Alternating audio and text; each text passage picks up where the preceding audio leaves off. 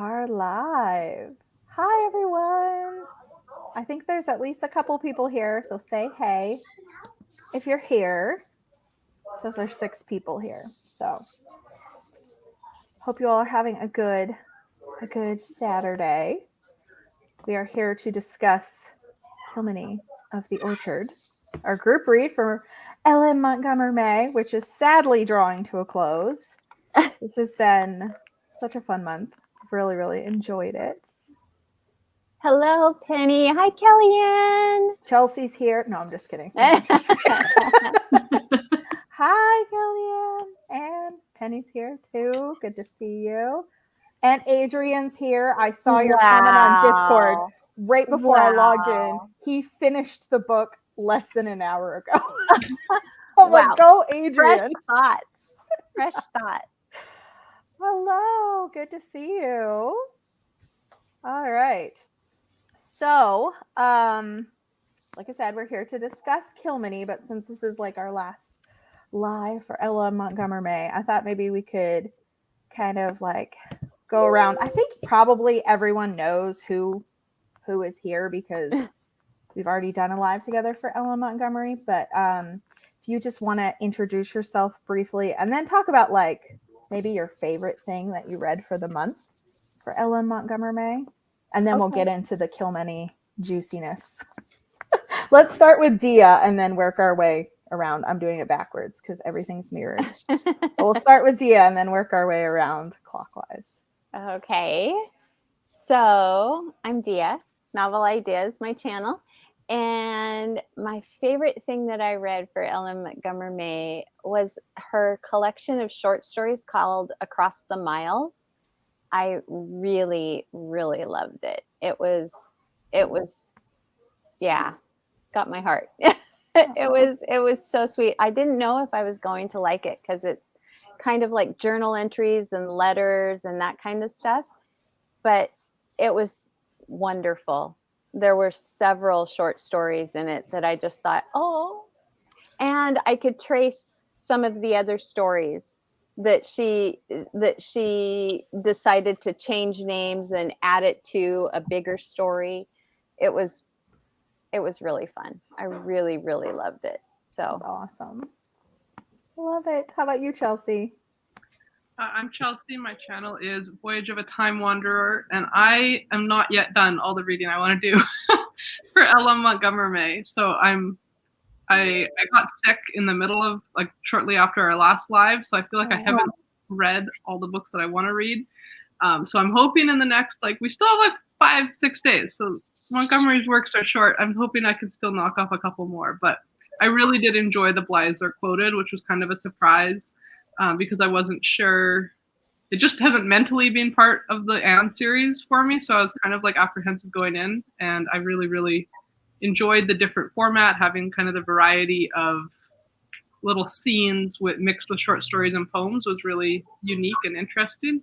So that's been my favorite so far, but I reserve the right to finish up another book or two and have that become a favorite. Absolutely. It's not over yet. This is just the last time we're getting together officially, so I thought it would be fun to say. How about you, Courtney? Yeah, so I'm Courtney, everybody. Courtney Reads is my channel. So my favorite so far, and I don't think I'll probably be finishing anything else. I read Jane of Lantern Hill, Kilmeny, and then The Doctor's Sweetheart, which I have right here. So this is a collection of short stories. This is my favorite overall, especially a few of the stories. Like a few of them were really good. And like Dia said with the one that she read, you can tell like connections with other stories. So this one, like there's specifically stuff that clearly was kind of reused in the Blue Castle. And then the last story in here actually is basically Jane of Lantern Hill, but not as fleshed out. So it was almost the exact same story. And it was really neat to see that. So I just like seeing how she had played around with her ideas in a shorter form and then some of those expanded. So some of the ones in here are really good though. That's really cool.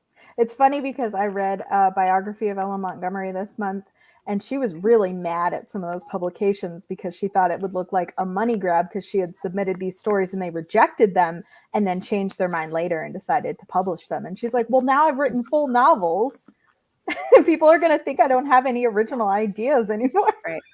I remember that. Yeah. That's really funny. All right, Chantel. Okay, so like Chelsea, I also got sick this month and had life derailed in other ways. So Kilmeny is the only one that I've read this month, but I am going through, like, working my way through the landscapes of Anne of Green Gables, and might still also read another LM Montgomery book this month. Who knows? There's so many. You still have time. Yeah, there's many days left. There is. So many of her books are so short. I literally read Kilmeny yesterday, like cover to cover. Yeah. I read it the day of our last live stream. I read like 40 pages on the reading sprint, and then I finished it that afternoon. So it was a really fast read for sure. Yeah. Let's see, Marcy, I'm so jealous. Oh, nice. Oh my goodness. I'm so jealous. Right after MontgomerMay too. Like, what marvelous timing. Amazing. How fun. Hi, Sandy. Hi, Sandy. And Bobby Sue's here. Oh, so it's technically been more than an hour, but still, Adrian. So he read it today. Okay, so I finished Kilmeny and I'm working through some short stories as well. My short story collection is different than Dia and Courtney's. Mine is Against the Odds. And I've read a few of those short stories and really enjoyed them. But so far, like, my favorite thing that I've read has actually been House of Dreams, which is a biography on LM Montgomery by Liz Rosenberg, because it's really interesting to see the connection between LM Montgomery's like life and her works. And this quotes so much of her letters, her journals, her stories. And so it feels like we're really getting her voice, which is something that I just love in biographies, when they actually quote so much from them, because then it feels like you actually know them and you're actually hearing their actual voice. And so even though this is technically not written by Ella Montgomery, there's so much in it that is. And I was shocked at how much I enjoyed this. I planned to read one chapter a day and finish the book. And I finished it way before I was supposed to, because I'd read chapters at a time. Because even though her life was really sad and depressing and it made me cry a lot, it felt so much like her voice in a lot of the ways that it was written. So far that's my favorite, but I do plan to read more of my short stories. So. Oh, I forgot to mention, I'm also reading her journals. Oh, cool. Alyssa, you can still hang out if you don't mind spoilers. Yeah, but please hi. do. Okay, so feel free to share in the comments too, what was your favorite thing that you've read. Obviously, you were here for Kilmeny, so maybe that's the only thing that you read, which is fine. But if you read something else that you liked more, feel free to share it. So, Kilmeny, I know that there is very mixed feelings on this with pretty much everyone who read it. I think I may have heard one person say that they really, really loved it.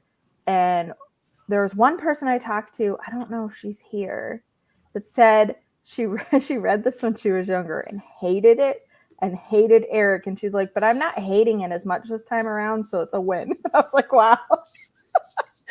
So I just thought that was funny. But if you guys want, we can just kind of go around and just share kind of like overall like rating, what you guys thought of it. We'll get into more details and everything, but that seems like a good place to start. Mm-hmm. I rated it 3.5 stars. So I loved her writing in it, but I had some issues with some of the stories and felt like the characters were the least fleshed out of any Montgomery novel that I've read so far. It felt very simplistic, I guess, in the character work. So yeah, I think I told someone that it reminded me of when in Anne of Green Gables, well, in the Anne series, when Anne is showing her work to Gilbert, or Gilbert has read some of it, and he says, "Why do you have to write all that highfalutin mumbo jumbo? Just write what you know." And it felt like Kilmeny was an attempt at highfalutin mumbo jumbo to me. And I rated it 3 stars. 3 stars, so lower than me. Oh, Faye is here. I thought it was you, Faye, but I wasn't sure. Changed my mind. I still hate him. So she's back on the hate train. She posted in Discord when she was part of the way through and hadn't finished again. And Anna Marie says it's her least favorite Montgomery book she's read so far. I actually agree with that. What do you think, Chelsea? I liked it. I enjoyed my read of it. I think it's going to end up being a 4-star. I don't do half stars. I'm like, it's better than a 3. I think it's going to end up a 4. It definitely almost felt like a short story, not just in that it was so quick to read, but just it was a very like simple, like you said, plot and not a ton of character development, really. But at the same time, I'm just such a sucker for all her descriptive writing that it is just so beautiful to read. Even though there's parts of it that I found a little bit odd or strange or cringy. Yeah. The writing is still so beautiful of the descriptions and everything that I still really enjoyed it. Yeah. For me, usually a 3-star book is one that I think was fine, but I would probably never reread. And I'm like, I would probably reread this one. So I probably rated a little higher, thus the half star. Yeah. Marcy said she liked the premise of the book, but it felt rushed. I agree that there was like, it was a really short book. So Courtney, what do you think? So I don't do star ratings. That's fine. You can just share what you like. I don't do them either. But yeah, as far as overall thoughts, though, like I would rank this probably just thinking about all of the LM Montgomery that I've read with full novels. This would rank somewhere low. Now there are a couple of the Anne books that I don't particularly like, so it would probably rank right about with a couple of those. So lower down in my rankings of LM Montgomery books. But actually, since reading it, so I chatted with Dia quite a bit right after I finished it. I messaged her a lot about it. But since finishing it, I actually think I like it better than I did. So I'm really curious to reread it now. I don't know that that's going to happen anytime soon, but with how short it is, maybe it will. Mm-hmm. But overall, I did really like the writing, and I appreciated the fact that it seemed like she was kind of experimenting with something different, because most of her characters are women or children. And so I liked, that she was experimenting with a male main character. I thought that was neat. So I appreciated the experimental aspect of it, but I don't think, like you guys said, I don't think that the characters were as fleshed out as most of hers are. And it also takes place in such a short amount of time compared with other of her books that I think that that style lends better, like her style of writing lends itself better to a longer, more spread out story as far as like the timeline goes. So I think this one was a bit rushed since she was cramming it into just a small amount of time. And for some reason, very short, because it's like 130 pages. Yeah. Another thing, Courtney, you saying like it takes place over such a short amount of time. In most LM Montgomery books, we see all 4 seasons and descriptions of that. And I think that's something I was really missing in this book, is it was really just one season, Yeah, it's just summer. Yeah. Adrian rated it 3 stars. This is his first LM Montgomery book, so please read something else, Adrian. It gets a lot better than this. Penny said 3.5 stars. And the writing reminded her of Willa Cather. I guess there's that kind of pastoral nature writing element. Very descriptive. And Penny said that she likes Courtney's review, which I haven't watched yet because I wanted to get the thoughts here and then hear more in depth after. Right. I think this is one of her earlier novels. 2 or 3. It's either the second one that she published or the third. I think Yeah. the first 2 Anne books came out first, and then Yes. this one. So this one was published in 1910. So I mean, right at the beginning of her novel career. Yeah, when I was looking it up because I was curious, it said that the publishers were getting, like, pushing her to publish something, but she hadn't finished the next Anne book, so she took a short story she'd already written and fleshed it out. And then that made a lot of sense because I was like, oh, that's what kind of feels short story-ish. It's like a That flesh. does make sense. Yeah. Mm-hmm. Yeah, actually, I had a little thing I wanted to share from House of Dreams that I marked where Kilmeny of the Orchard was talked about. And it said that the original story was Una of the Garden, and she just like rewrote and expanded it. And she said she was unhappy with the results, and she was sure the padding her publishers had demanded had weakened the book. And it said that this is the first time she actually received negative reviews, and one reviewer called it a terrible specimen of the American novel of sentiment, and another said that the main character was enough to bring on a bilious headache. Wow. Strong words after how much Anne was loved. It would be interesting to read the original short story now and see like what was added in. Yeah. What did you think, Chantal? I thought it was pretty meh. I don't do like quarter stars, but if I did, this would be definitely like a 3.25. Like, it's still Maud, so it still has her writing, but I don't like the story. And she used like a male narrator for the Story Girl, which is my favorite of her books. But I do not like her writing a male main character. It didn't work, in my opinion. I agree. Yeah. I don't think anyone swoons over Eric the way they do Gilbert. And like, I didn't dislike him as a character necessarily. I just didn't want to read from his perspective.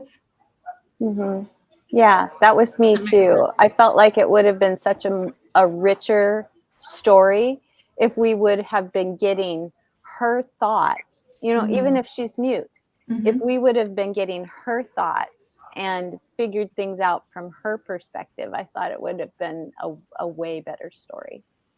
Yeah, I agree, because she was the interesting part of the story, not him. Right. And she can talk now. So, spoiler. She could have written anyway.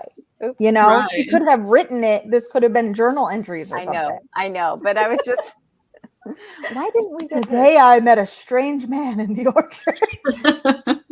Dear diary.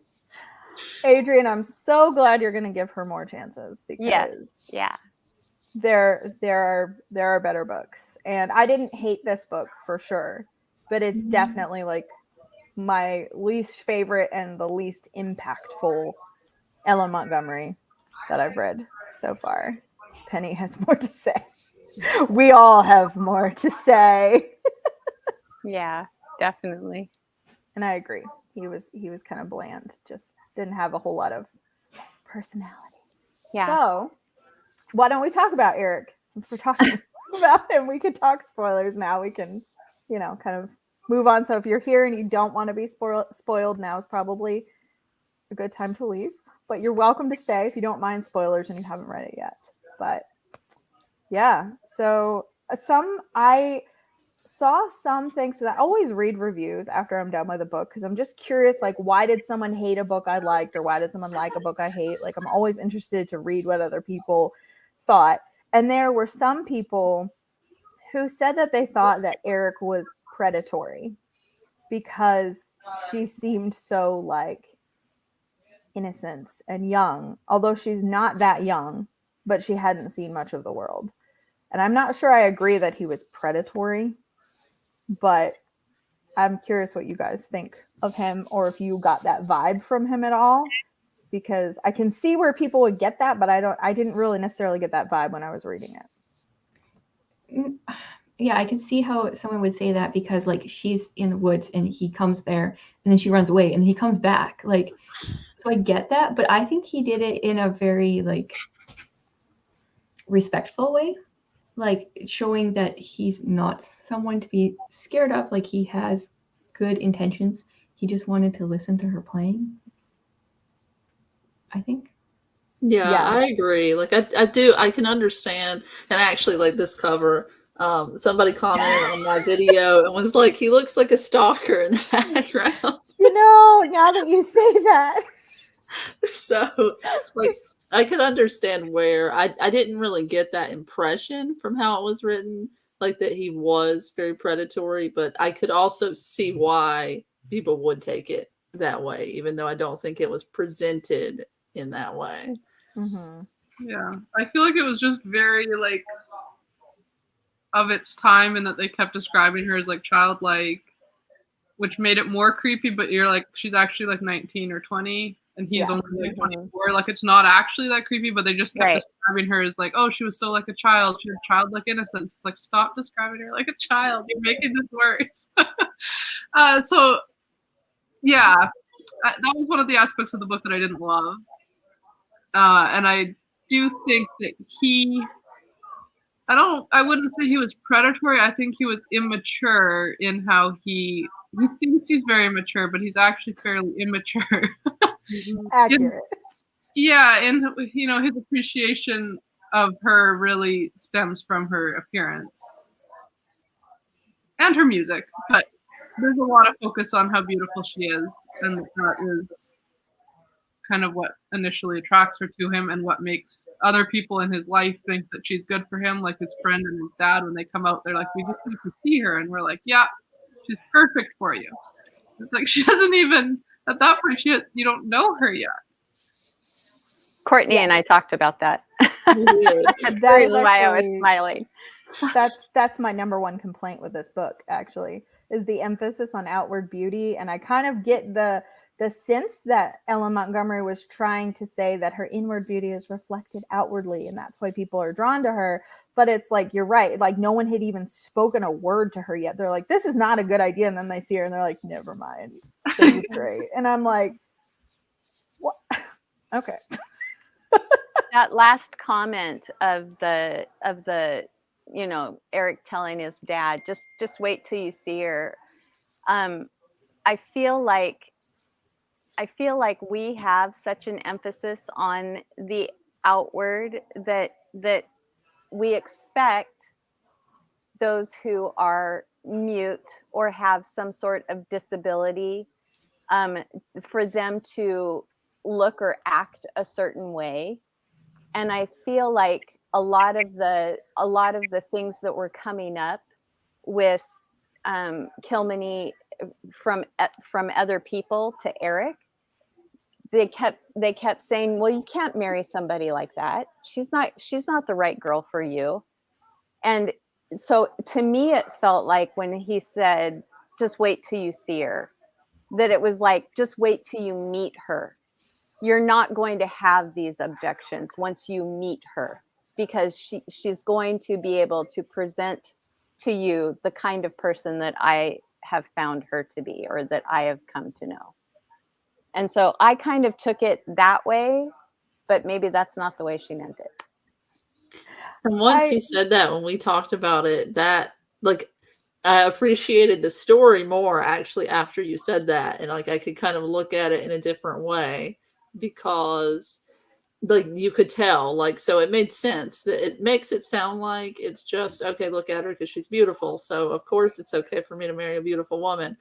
But it's also that, you know, she's not what they were expecting, because they were expecting somebody who wasn't intelligent and wasn't educated, and really just in a first interaction you can tell that she is those things. And so I think that like that made more sense to me once you said that to me when we were talking to you. So I liked that perspective, because it helped me like shift kind of how I was reading that. And I think that is probably how she intended it to be read, and not just like, oh, she's so pretty, so it's okay. I think that his friend, the doctor, he actually did interact with Kilmeny like a lot he spent like an afternoon or a day with her or something. And so that makes sense that he'd come to that conclusion, but I don't think the dad had even had a conversation really with her when he was like, never mind. I'm reading an interesting further to this comment actually about her being seen as a blank slate. Okay. On the Journal of Montgomery Studies website, there's like lots of different academic kind of literary analysis, and it's talking about, the article is called Caught Forever in a Picture Frame, and it's talking about how Eric grew up with his mother's picture. He didn't grow up with like his mother in real life, and that he could kind of put all these idealized ideas about what his mother would have been in the picture that they keep in her house, and then how that kind of is mirrored in his relationship with Kilmeny and how he was able to kind of gate her into his ideal wife. So that's been really interesting to read. That is interesting. I'm enjoying the article. Some of it I'm like, ooh, this is a bit, I'm not like an English scholar, so some of it I'm like, this is a bit deep. I'm like, oh yeah, that actually makes a lot of sense and makes me kind of see, maybe it's talking a lot about how this story can almost be seen as more of a fairy tale than her other books, and that's one aspect of it. And then the way that Montgomery describes Kilmeny in a lot of ways is using like artistic words, like she looked like a drawing, or the tint of her cheeks or something. Like it's all art terms that are used to describe her, and how that ties into the idea of, kind of her as a blank slate for Eric. So that's interesting that Penny brought that up. Yeah. I agree that it does feel fairy tale-esque, especially kind of like the way everything ends and resolves. Definitely feels like almost this happily ever after, like almost this magical thing, like her regaining her voice, Even how it happened, like, I guess, if we're doing spoilers, the idea of it being like a childhood curse from before she was born, it's very fairy tale. Yeah. Mm-hmm. Yeah. I can see where the childlike thing gives you the ick. Like I can see that. I think that that is part of the reason why Eric liked her, but not, I don't think in a predatory way. I think that though it talks about the way that she was just open and just talked about exactly what she was thinking and exactly how she felt, and like her countenance was just open, like she wasn't trying to like mask how she was feeling and things like that. She was just open like a child would be, and I can see where that would be appealing, having like lived in the world where people maybe aren't acting or being honest with the way that they feel, so that's kind of how I took it. But I can see, like Marcy said, like in this day and age, like saying so much childlike, so that's attractive, sounds really predatory because the language that we use is very different. I think we would say, oh, this person hasn't really interacted with the world, so they have a fresh take or an honest and open opinion. And that doesn't sound creepy to say you're attracted to that, but to say you're attracted to so much childlikeness is. So it's like a language difference almost. Like the way that you would express that is different. And it wasn't really developed in the book much, but knowing that Eric comes from like a really wealthy background, presumably he's had families and women chasing after him for that connection to, marrying into a big business family, and that he's a good catch. And so to have someone who's just, not jaded with the world, I can see why he would be attracted to that. Yeah. Yeah. Oh, Anna Marie said the same thing, that it was attractive to be innocent in that time period. And I think that that's true. You see that in a lot of stories, like kind of damsel in distress, the innocent, which Montgomery's protagonists typically are not. And this is an interesting point that Sandy brought up, is that she does know some of the dark side of life, although she didn't really know her mother's story fully. Like her aunt and uncle kept it from her, but she saw things. She remembered her mother and the way that her mother treated her and the things that her mother would say. So it's not like she was completely isolated from all the darkness of humanity and life. But and didn't the mother tell her story before she died? So, like, I think she actually explained everything to her that had happened before she died. So she didn't know until she was older, but in a lot of ways, that's good. Like, she educated her as far as academics went. And then when she was like 17, before she died, she actually told her, this is what happened. And this is what I think about it now. So I think that all of that, kind of, I don't know, it adds to Kilmeny's character somewhat. Yeah. I do still think it's sad that her mom just told her she was like ugly all the time. Yes, seriously. I get why her mom said that. I think that that's awful, but like her mom's like, your beauty's dangerous, so you can't know you're beautiful. We're going to get rid of all the mirrors, and I'm just going to tell you you're ugly. Right. How will you know? Fairy tale. That was sort of a fairy tale-esque point too, though. Yeah. Right? Because in fairy tales, there's a lot of things that happen with mirrors, Mhm. and the attractiveness too. Both in like Snow White and Alice in Wonderland and all of these things. There's, that you go into a mirror kind of thing. So I think that what Chelsea was saying just about her playing with that fairy tale kind of perspective too was definitely there. Yeah. Yeah, I didn't even think about that. That definitely fits in with that as well. This is interesting. Adrienne saying that, someone who's different or disabled is acceptable as long as they're attractive. Which, I mean, I got the sense that like Eric originally came back because she was beautiful and mysterious and he liked her music. But I got the feeling that he actually fell in love with her once he got to know her. It didn't seem, I mean, yes, it's a little insta-lovey because it does take place over a short amount of time, but it's not, to me, it wasn't like YA level, I just saw you, I think you're hot, I would die for you. Right, because he doesn't even realize that he loves her until his landlady says, you can't go back, you need to stop. And so he doesn't even really come to the realization in his own self that he loves her and that he wants to marry her until that option is kind of put up before him and put in front of him. So yeah. And I think with this as well, like with this about, being acceptable as long as being attractive, but that's not entirely true even from Eric's perspective, because in the beginning, when he first finds out about her and then is talking to the landlady about her, he thinks that if she's mute, then that means, that she's like deaf mute and can't understand and is not, intelligent and hasn't been educated, and kind of just automatically is like, okay, well, if she's like deaf mute and not educated, then it doesn't make sense for me to go back and try to communicate with her. So it's not just that she's beautiful. It's that he realizes, okay, like she can hear. So, she has been educated.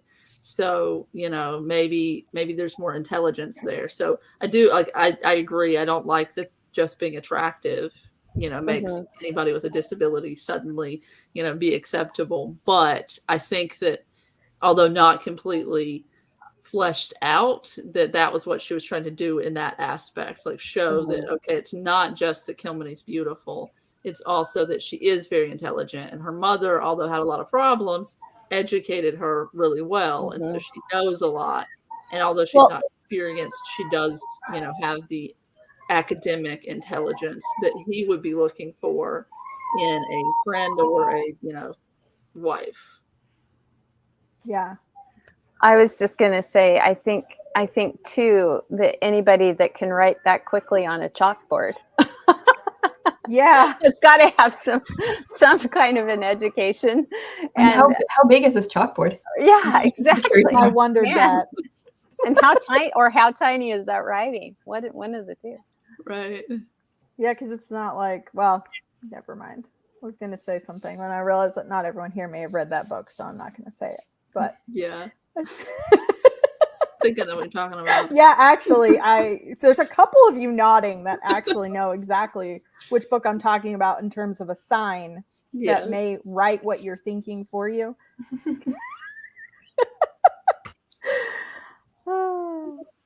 Penny agrees.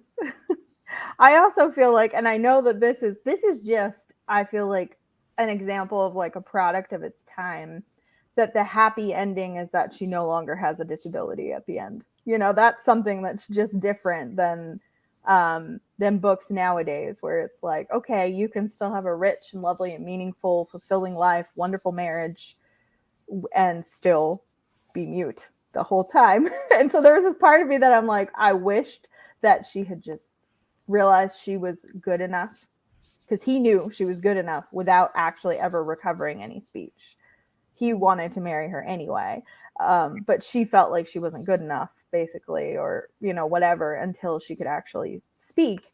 And that also plays into the whole fairy tale thing too. I think that she's like almost like magically is able to speak at the end. But I think that is another example of how this book's kind of a product of its time, because I think a more modern book probably would have been okay like leaving that in there. Well, and having a disability back then was more impactful than now, because like if her aunt and uncle had died and no one took her in, like she would go to a home. You know, like that's really the only option. Is they wouldn't have the resources and understanding, I think, that you have these days. Yeah, that's a very good point. That's a very good point.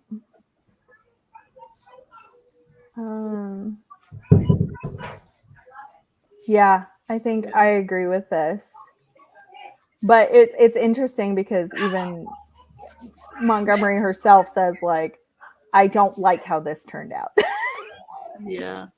So, and she didn't feel that way about some of her other books. You know, there are other books that she loved and like was so proud of, and Kilmeny was not one of those.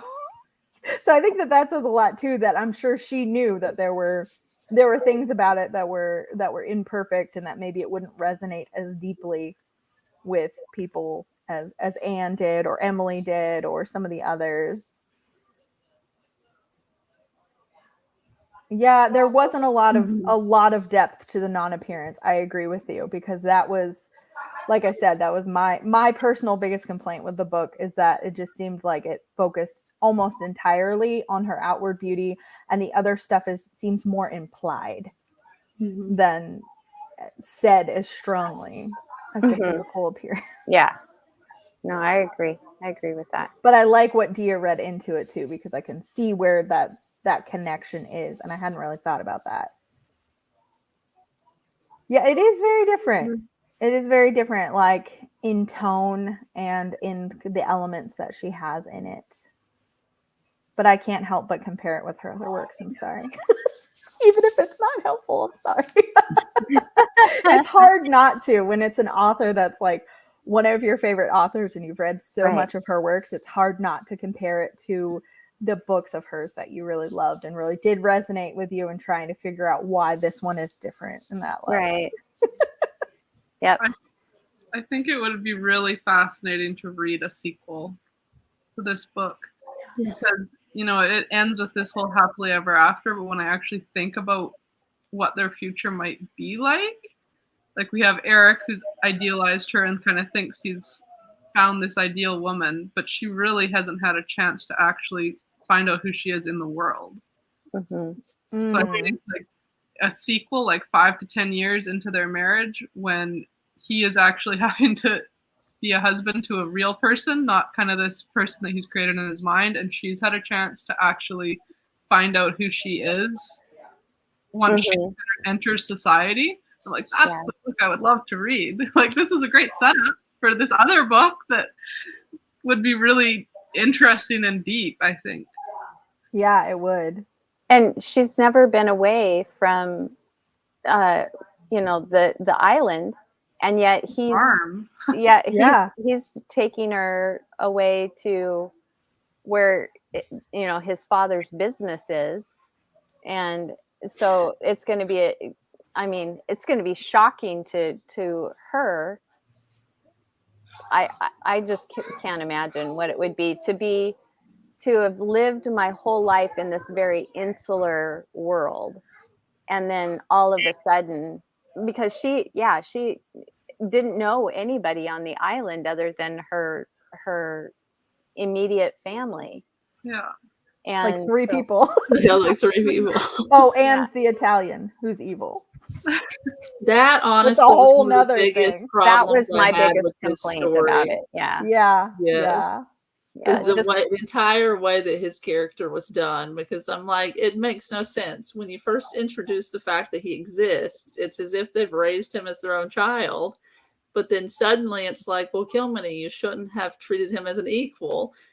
And I'm like, but you gave him your name and raised him as Right. part of your family. So like, this doesn't make any sense that you're suddenly like, Mhm. he's not really one of us. It's such a classic Victorian novel trope that, like, as soon as a character's introduced and they're Italian, you're like, oh, they're the villain. Like, it's so. I mean, I know this is actually probably Edwardian, but it's just so Victorian novel to have like the one foreigner character instantly be the villain. Right, and Even though- everybody assumes that. Like, you hear all of the other characters be like, well, we knew because he's Italian. Yeah, we should have Yeah. known. It's dark and mysterious. And I'm like, but you literally raised him. Like, so Right. a lot Right. of this has to be a product of his environment. It's not just the fact, like, most of not this is in the not coming from blood. his heritage. Oh my goodness. It's just like it cracked me up too because like as soon as I start talking about him, I'm like, he's gonna try to kill Eric. And then I start talking about Kilmeny, like, oh, there's no reason why she can't speak. I'm like, he's gonna try to kill Eric. She's gonna see it, and all of a sudden she's gonna be able to speak. I was like, the foreshadowing is strong in this book. Oh, but like it's so funny thinking about like Kilmeny like experiencing the world like Dia was talking about. Like it reminds me of books that I've read or TV shows that I've seen where someone was in a cult and then escapes the cult. They're raised in the cult and then all of a sudden they're like, oh my gosh, people dress like this, they act like this, they talk like this, there's technology I've never even heard of, there are mirrors. You know, like there's so many elements that would be so jarring. And so yeah, it's funny. Chantel, you should have loved this book. You love books about cults. Fair enough. I mean, to be fair, Chantel, so do I. And I've often said to people, like, if a book has like cults or mind control in it, I'm in. And what does that say about me? I don't know. Yep. Oh, anyways, I also really want to start some Neil was conspiracy sorry, theories. yeah. What did you say? I also really want to start some conspiracy theories just to see what will fly, what people will believe. On social media. Hey, anyone got any ideas? Pop them in the comments and they can be the conspiracy club. Let's do it.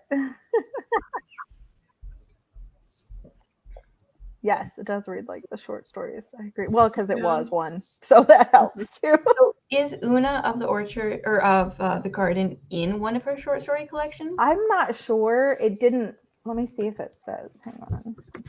It says if it says it was published later or. Yeah, it just said she doubled the length of a book that she called, or a short story that she called Una of the Garden, but I don't know if she actually published that or if she just lengthened it. According to Google, it was a serial in the Housekeeper magazine in 1908 and 1909. Yeah, Okay. So like a year before, she then had to turn it into a book, it sounds like. That would be really interesting to see, to like kind of compare where she made some changes and what she decided to expand upon and what she decided not to. And it's an 82-page book, the Una of the Garden. Like, it's not like a super short story. That's interesting. It's yeah. I mean, I guess she did about double the length though, because mine's like 140 pages, so I guess that would be doubled. This would be interesting if the orchard itself had like a shift. Like, I guess the music kind of set that for me a little bit, but it did take a long time for such a short book. It took a long time for us to actually get to that orchard to meet Kilmeny, because it's like at least a third of the way through before that even happens. Yeah. when I was reading the book, I was like, okay, sure, whatever, story. And all of a sudden we meet her and I was like, oh yeah, like this is what the whole book is called. I Right. forgot about her. I thought this was Rich Boy Eric works for a few weeks. It's not a catchy title though. She needed to rework the title. Rich That's why Kid she went with Eric Kilmeny of earns the Orchard. $75. This is interesting too. That I guess since they raised Neil. I get I get what you're saying. It kind of has that almost like stepbrother. It had the like Wuthering Heights vibe. Yeah. Oh yeah. Yeah, I can see that. Yeah, that's a good way of putting it. Or even like just cousins, not even necessarily siblings, which I know like at that time was still probably not as weird, like marrying first cousins. But when I first introduced his character, I was thinking, okay, so he's basically like the aunt and uncle, like their child, like basically. So he grew up basically as your cousin, which, yeah, to us marrying a first cousin is really weird. So that would still be bizarre, but like it seemed like a family member, not just a hired hand or some random kid. So, well, yeah, I mean, can see that in it. Yeah, I mean, people were marrying their first cousins in this time period. Right. And that not being strange like Right. it is now. So that's true. That feels slightly better. I like how Sandy put this. Like he should have a sign that says foreigner around his neck. Or stamped on his forehead. We look for in our reading what we don't have or want most in our lives. Or what we're most afraid of. Oh. Yes. That's true. Yeah, she did. exactly. She did. She considered some cousins. So. Well, I mean, it was just a much more acceptable thing at that time. I mean, Yeah. even first cousins and stuff. I mean, in South Carolina, it's legal to marry your second cousin. You can't marry first cousins, but you can marry second cousins, which, depending on how you grew up, I mean, it's still very closely related. So that would be weird to me personally. But depending on how you grew up, though, you may have never known this person. Like, you might meet a second cousin and have no idea that you're even related. They grew up together, though. So that's the part that's iffier to me, is like, okay, it's not just, and in this case, they weren't related, obviously, but they grew up in the same house. Like, right. You grew up, and they grew up with the same two parents, right? Yeah. Because they were both raised there. Right. Yeah. I totally get the ick feeling on that, too. Yeah. He said that Kilmeny's aunt took her in as a daughter as well. So, yeah. Yeah. Which is why I think Kilmeny, it had never really entered Kilmeny's mind. Like, there was a part of kind of halfway through where she was shocked that Neil would consider her that way. Right.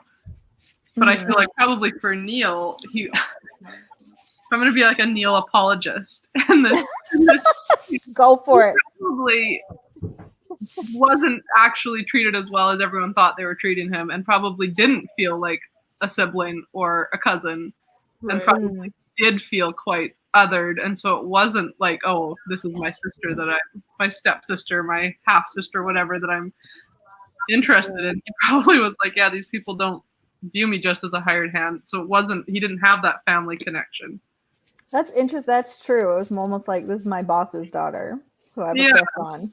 Yeah, like they're like, oh, we're treating him so well. It's like, but does he think that? But all of them are like, I knew it all along that he was evil.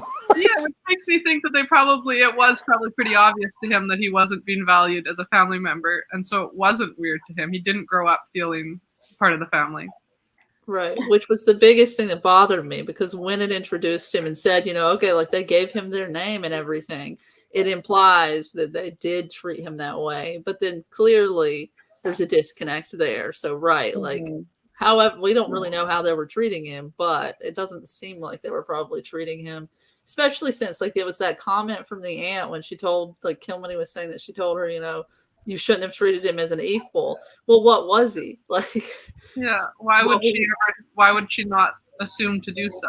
Right. And it was Right. You kind of gave this, him your name. That's my thing. Like, what would you do with an orphan kid? Would you not give them a different name? Like, why give them your family's name if they're not yeah, your family? Like, that doesn't make sense. yeah. That's just, and that you get the sense that they're like, well, we tried the best we could with him, but you know, Mm. we Oh, knew wow. his Italian roots would cause problems. Like, And this is an interesting discussion as someone that has a biological child and an adopted child, because I'm constantly analyzing my actions because I don't treat my kids exactly the same. I think I treat them equally, but they're different people, so we have different Right. interactions. Right. And I'm always like, did I treat him in a different way because he's adopted? Like I'm constantly second guessing myself. Mm-hmm. My brother is adopted, so I was raised in, in that kind of a relationship, and it's not easy for a parent to, especially a single parent. My mom was a single parent, and she, was constantly coming to me saying, okay, so I did this for your brother, so what can I do for you? And I'm like, you don't have to do anything for me. I know. I just don't ever want there to be a thing of he said, she said, you did this for him, but you did nothing for me. I'm like, have I ever done that? So I think that it has a lot to do. My brother would have done it though. He would have been the one to say, well, you did this for her, but you didn't do anything for me. So I think that it depends on the individual too, because Neil sounds like he would have been the well, she's got everything and I've got nothing, kind of thing too. So, which may have been true. And Sandy says the uncle said they made too much of him, which makes it seem like they were good to him. But if you're thinking to yourself you're making too much of them, then You're that probably not. that kind of implies that you think they don't deserve what you're giving them. I don't think that means what we think it means today, though. No? I think when Okay. it says they made too much of him, it means that they gave him their name. And so it makes it seem as if he is part of the family. And so it's made him what was it? It wasn't Gilmore. It was, Gordon. what was it? Gordon. It was, you've made him a Gordon you shouldn't have, kind of thing. We made too much of him we gave him something that he could aspire to, or that he does aspire to, and he's not that. Okay. She said she's also heard of it referred to as emotional incest, which I've always heard emotional incest often being between like a parent and a child, like an inappropriate emotional relationship that doesn't have any attraction to it, no romantic attraction at all. But it could be that there's more than one meaning for that. Well, it felt very kind of codependent almost to me, from Neil's point of view, especially. It felt like I need this person in my life. I need to control them. I need to, be the one that they look to for these kinds of situations. Because he was he was like, I taught her violin. I, did these things for her. So it felt like that to me a little bit. Okay, yeah. And Sandy actually knows first cousins who are married. I had to include that. That was a little bit back in the conversation. Yeah. I had to throw it in there anyway. The good treatment may have been why the family was considered so odd. That's a good point. That like the community definitely looked at Neil like he's Italian, he's bad news, basically. So if they were actually good to him, then that would have just been further ostracizing them in the community. But I mean, they did also choose not to be around people. And it could also be though, like even just keeping him at all would have been kind of a negative to the people in the community because of his heritage and things. And they could have sent him off to an orphanage or something. They could have gotten rid of him had they chosen, like had they wanted to. So even if they didn't treat him well, just the simple fact that they kept him, I think would have made them kind of different to the people. That's true. Well, That's and true. it had different implications, right? Like, so in the Anne series, later in the series, there's a girl who is an orphan, that ends up going to live with this older lady, and the girl's excited because she's getting a home, but really it is implied that she is going to be doing a lot of the housework, and like she is there to work. It is not that she is there to be a daughter. She's there Right. to kind of be the maid, slightly above the maid. And so if they were treating Neil kind of, I don't know, it's kind of iffy on like how exactly they were treating him, because I feel like they're kind of saying two different things throughout the Right. book. We don't have enough information. We need it doubled again. Yes. We need you to come back and write more pages, Maud. All right.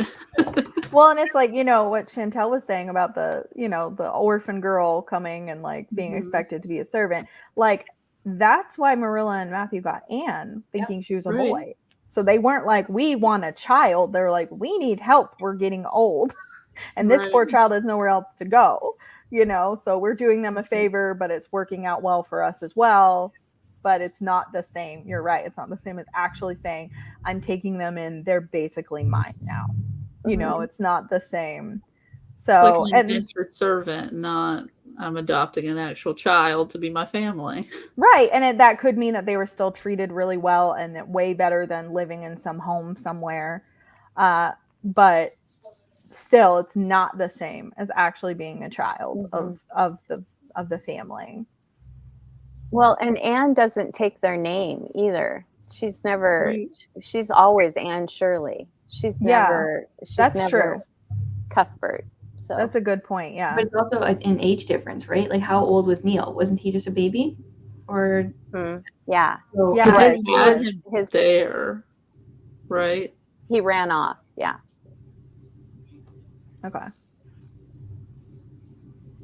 Yeah. I mean, he definitely, even if the Gordon family didn't feel that way and treated him just fine and still viewed him as okay, which I still kind of get an underlying feeling that they kind of let their own biases kind of influence how they saw him, even though they did raise him. Like, even if that wasn't the case and they treated him perfectly with no preferential treatment at all, he would have still felt that from every other person in this community, because they went out to like sell and do different things. And he even sang in the church choir. Right.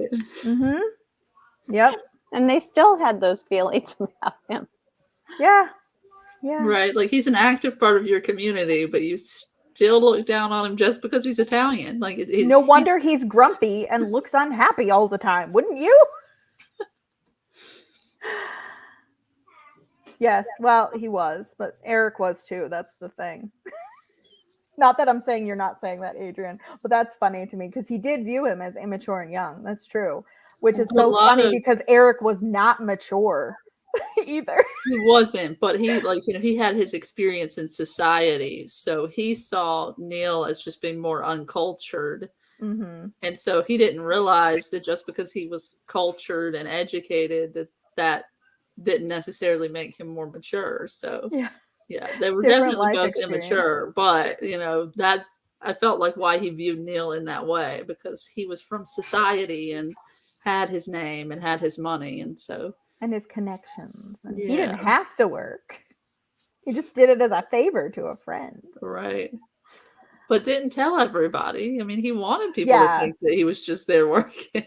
Yeah, no, I wasn't saying that he was being. He didn't. No, yeah, he wasn't weird about it. No, but he wouldn't experience like life struggles in the same way that someone else would. I kind of found that interesting, though, that he did kind of hide that. Like, I can understand in a way, like, not wanting to just immediately share that, you know, you didn't need to do this, you were just doing it as a favor. But at the same time, like, for everybody to literally think that you're there for the same reason that your friend was, like that you actually have to earn your living teaching, was a little odd to me. I think that's a positive to his character for me. I agree. One of the few like things that I can be like, hey, I like that about him. Yeah, I didn't dislike it. I just thought, like, as the story progressed, the fact that he wasn't sharing this with any of the people that he was close to. Now, I get that the man he was living with was a gossip and would spread everything around. So it made sense not to share stuff with him. But it just seemed odd that he wasn't, like, even with Kilmeny, he wasn't sharing any of his life really with her. And that just seemed odd to me that he was separating it so much. That's a good point. Yeah, he never talks to her about. But how do you just randomly say to someone, "Hey, by the way, my daddy's got money"? Right. Like, I've never had that conversation, so I don't know. I've never been in a position where I could say that, so yeah. I didn't remember this. I believe you, Adrian, because you just finished it. But I didn't realize that he knew he was wealthy. Yeah, I knew there was one person, I couldn't remember who. So Kilmeny's uncle. Yeah, how did he know? I don't know Googled if he him. knew. Maybe Eric's last name was like well known enough if his Right. father was influential that if someone else had known anything else about outside towns, because maybe Uncle Gordon wasn't always sequestered away on the farm to the degree that he is in the book anyway. So does anyone have any final thoughts? We've been chatting for about an hour, so it's been good. I've been enjoying talking about all this with you guys. No, we covered everything. I didn't have discussion questions. I just winged it. So Sorry that I haven't had complete quiet back here. oh, you're fine. You're fine. There We are a lot of understand. people, so Yeah.